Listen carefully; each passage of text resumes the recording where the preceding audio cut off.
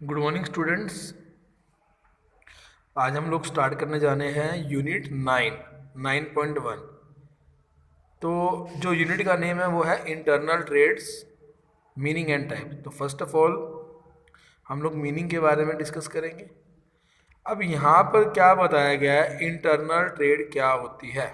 Internal trade, देखो जो internal trade है ना, उसमें हम लोग सेलिंग भी करते हैं और परचेसिंग भी करते हैं गुड्स की या सर्विसेज की, लेकिन अपनी कंट्री की बाउंड्री में, मतलब अपनी कंट्री के अंदर ही हम लोग क्या करते हैं, खरीदते और बेचते हैं। तो यहाँ पर इन्होंने साफ साफ बोला है, यहाँ देखो आप, it refers to buying and selling goods and services with the boundary of a country.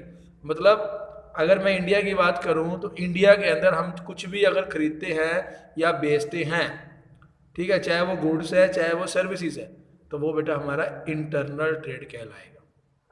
क्या बन जाएगा वो? इंटरनल ट्रेड बन जाएगा। ठीक है बेटा। उसके बाद है फीचर्स। क्या है इंटरनल ट्रेड की? फीचर्स के बारे में बात करनी है। सबसे पहला फीचर है trade with the boundary of a country. मतलब जब हम लोग बिजनेस करते हैं तो वो एक कंट्री की बाउंड्री में ही करते हैं, मतलब कंट्री के अंदर रहकर ही हम लोग बिजनेस करते हैं। ठीक है। और अगर हमने उस कंट्री की बाउंड्री को क्रॉस कर लिया तो फिर वो इंटरनेशनल ट्रेड बन जाता है। ठीक है बेटा। उसके बाद नेक्स्ट है फ्री मूवमेंट ऑफ गुड्स। मतलब कि आप पूरी कंट्री में डिफरेंट डिफरेंट स्टेट्स में डिफरेंट डिफरेंट सिटीज़ में आप अपनी गुड्स की मूवमेंट कहीं भी कर सकते हो, कोई उसके ऊपर रिस्ट्रिक्शंस नहीं है, चाहे आप सेल करो चाहे आप परचेज करो। उसके बाद है डीलिंग इन लोकल करेंसी। जब आप ट्रेड के बारे में बात करते हो, जब कोई बिजनेस करते हो, ठीक है, तो उस बिजनेस की जो डीलिंग है उसमें उसको आप नेशनल करेंसी में ही कर सकते हो। अगर मैं इंडिया में कोई बिजनेस कर रहा हूँ तो मुझे जो भी लेन देन है वो अपना रुपीस में ही करना पड़ेगा, और अगर मैं अमेरिका में कर रहा हूँ तो मुझे डॉलर में डील करना पड़ेगा। तो जिस कंट्री में आप कर रहे हो तो आपको उस कंट्री की करेंसी भी तो यूज करनी पड़ेगी ना। उसके बाद है special act to settle dispute. अगर मान लो कोई भी ऐसा कोई लड़ाई झगड़ा हो जाता है या कोई ऐसा डिस्प्यूट हो जाता है तो उसके लिए, ठीक है, एक्ट्स बनाए गए हैं। तो आप उस एक्ट्स के अकॉर्डिंग अगर किसी रिगार्डिंग, जैसे मान लो आपका सेल के रिगार्डिंग या फिर कोई पार्टनरशिप के रिगार्डिंग कोई भी झगड़ा हो गया, तो आप उसको उस कंसर्न, क्या कहते हैं, अपना टॉपिक या जो भी है उसके अकॉर्डिंग आप उसको सॉल्व कर सकते हो। अगर पार्टनरशिप के रिगार्डिंग कोई झगड़ा हो गया तो पार्टनरशिप एक्ट के अकॉर्डिंग आप अपने झगड़े को सॉल्व करवा सकते हो। ठीक है। अगर सेल्स के रिगार्डिंग कोई झगड़ा है तो सेल्स एक्ट के अकॉर्डिंग आप उसको सॉल्व करवा सकते हो बेटा। उसके बाद है टाइप्स ऑफ इंटरनेशनल ट्रेड। अब बेटा ये 3 टाइप्स का बता रखा है। एक है रिलेशनशिप के बेस पर, एक है लेवल्स के बेस पर, और एक आपका है क्वांटिटी के बेस पर। ओके। तो पहले हम बात करते हैं रिलेशनशिप के बेस पर। रिलेशनशिप के बेस पर आपके 2 ट्रेड है, डायरेक्ट ट्रेड और इनडायरेक्ट ट्रेड। और लेवल के बेस पर आपके 3 ट्रेड है, local level, state level, national level. और क्वांटिटी के बेस पर आपके 2 है, होलसेल ट्रेड एंड रिटेल। तो बेटा हम पहले डायरेक्ट ट्रेड के बारे में बात कर लेते हैं, ठीक है, ये वाला।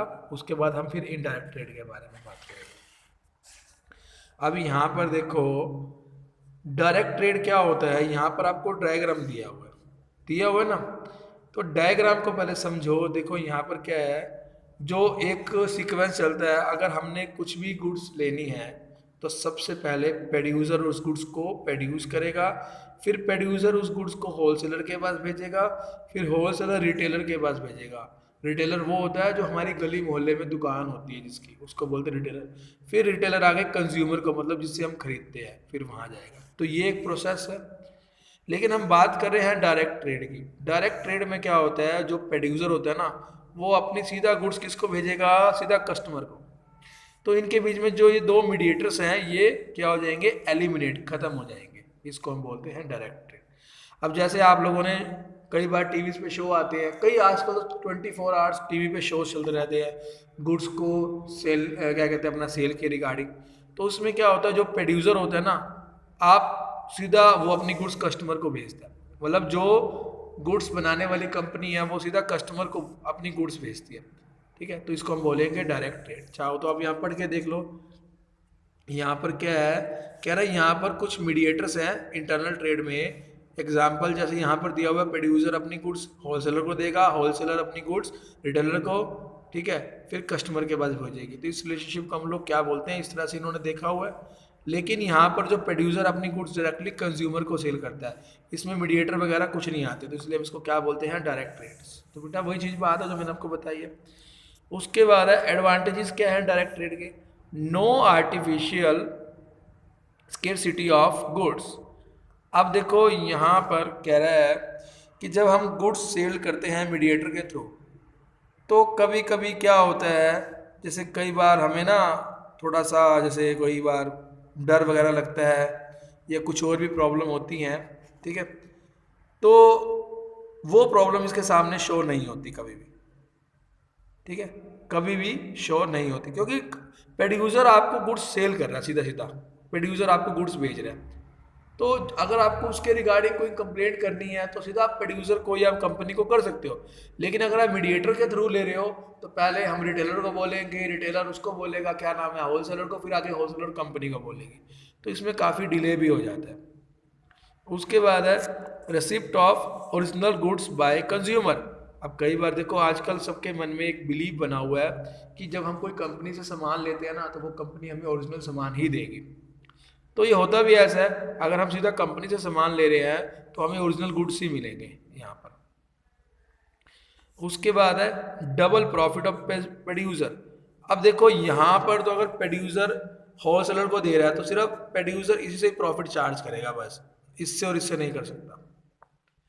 तो अगर कस्टमर सीधा प्रोड्यूसर से गुड्स लेगा, एक तो उसको इन दोनों का जो प्रॉफिट है वो कम हो जाएगा, इन दोनों को जो बेनिफिट हो रहा है वो कम हो जाएगा।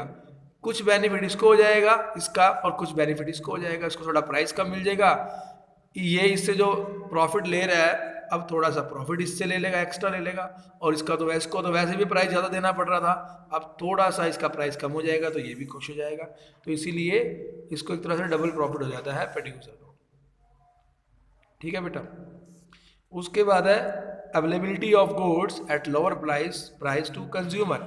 अब बेटा यहाँ पर देखो क्या है, मैंने अभी बताया जब हम सीधा कंपनी से गुड्स परचेज करते हैं तो हमें पूरी होप होती है कि हमें कम प्राइस पे गुड्स दी जाएंगी, ठीक है, तो इससे हमारा जो कस्टमर है वो थोड़ा सेटिस्फाई होता है प्राइस को लेकर।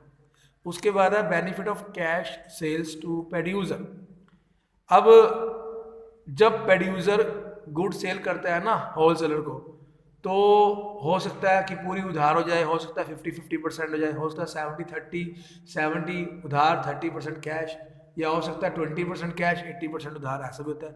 लेकिन जब प्रोड्यूसर किसी कस्टमर को सेल करेगा ना तो बिल्कुल ही वो क्या करेगा, उससे वो कैश लेगा, कैश में सेल करेगा तो उसके पास कैश आ जाता है।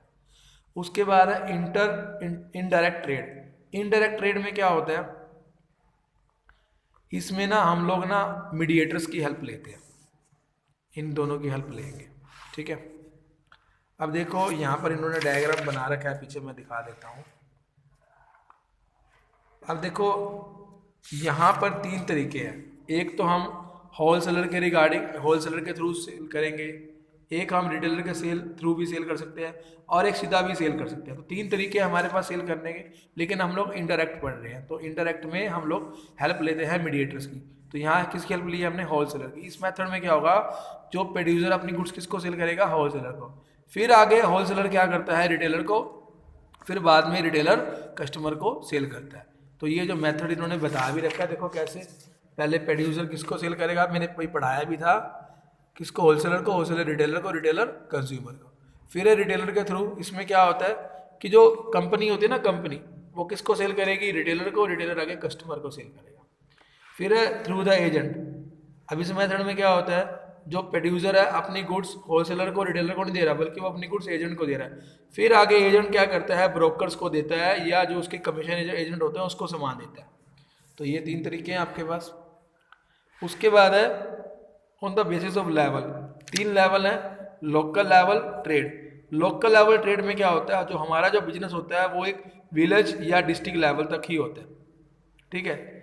तो यहाँ पर जो गुड्स है वो हम डेली यूज़ की गुड्स सेल करते हैं, जैसे इसमें इंक्लूड क्या होता है, फ्रूट्स, मिल्क, स्वीट्स, वेजिटेबल्स, ये लोकल ट्रेड होता है। उसके बाद है state level trade. State level trade में क्या होता है, डिस्ट्रिक्ट, हम डिफरेंट डिफरेंट डिस्ट्रिक्ट्स में अपने गुड्स को सेल करते हैं। जैसे इसमें क्या होता है, ग्रेन्स, पल्सेस, यूटेंसिल्स, बर्तन वगैरह, ठीक है, ये सब दालें वगैरह, सब्जियाँ तो खैर नहीं, सॉरी, खाने पीने के और भी काफ़ी सारे फूड्स होते हैं जो सील पैक होते हैं। उसके बाद है national level trade. National level trade में क्या होता है कि ये कंट्री के अंदर ही काम करता है, जैसे कि मैंने आपको अभी इंटरनल ट्रेड के बारे में बात की है, ठीक है। इसमें हम लोग कुछ भी सेल कर सकते हैं, कुछ भी परचेज करते हैं, लेकिन कंट्री के अंदर, जिसमें शुगर है, क्लॉथ है, मशीनरी है, ये वाली आइटम सब। उसके बाद है क्वांटिटी के बेस पर। क्वांटिटी के बेस पर क्या है, wholesaler, retail. Wholesaler trade में क्या होता है, जो होल सेलर होता है ना, वो गुड्स को एक ह्यूज क्वांटिटी में खरीदता है, फिर बाद में वो छोटी छोटी क्वांटिटीज में रिटेलर को सेल करता रहता है, ठीक है। लेकिन जो होल सेलर होगा ना, वो सिर्फ एक तरह की गुड्स ही सेल करेगा, वो सिर्फ एक तरह की ही गुड्स को बेचेगा। अब जो रिटेलर होता है वो कई तरह की गुड्स परचेज करता है और डिफरेंट डिफरेंट होलसेलर से लेता है, फिर आगे वो स्मॉल स्मॉल क्वांटिटी में कस्टमर की डिमांड्स के अकॉर्डिंग उसको सेल करता रहता है। लेकिन जो रिटेलर है ना, वो कई तरह की गुड्स में डील करता है। जैसे करियाने की दुकान है, अब कई बार करियाने वाले वेजिटेबल्स भी रखते हैं, फ्रूट्स भी रखते हैं, और भी करियाने का कई सामान होता है, और कई करियाने वाले कॉस्मेटिक का भी सामान रखते हैं, तो उनके पास काफ़ी तरह की गुड्स होती है, ठीक है बेटा। तो ये हमारा जो टॉपिक है ये यहाँ तक कंप्लीट हो गया, ठीक है। छोटा सा यूनिट ऐसे जल्दी ख़त्म हो जाएगी, तो हमारा जो टॉपिक है बेटा यहाँ तक हो गया। ओके बेटा।